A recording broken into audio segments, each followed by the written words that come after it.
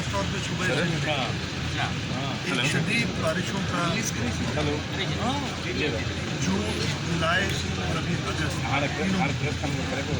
मैं आपको सिर्फ ये बता दूँ हमारी जो नॉर्मल बारिश होती है ना, हमारी एवरेज बारिश होती है सुबह सिर्फ में उससे 485% यानी 500%, यानी अगर पहले जितनी बारिश होती थी उससे 500% ज़्यादा बारिश इस साल अभी तक हुई है। और अभी साल पूरा नहीं हुआ, इस साल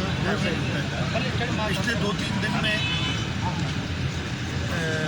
यहाँ पे ठंडा जिले में बारिश हुई, लेकिन आपको बताऊँ कि पट्टीदर में परसों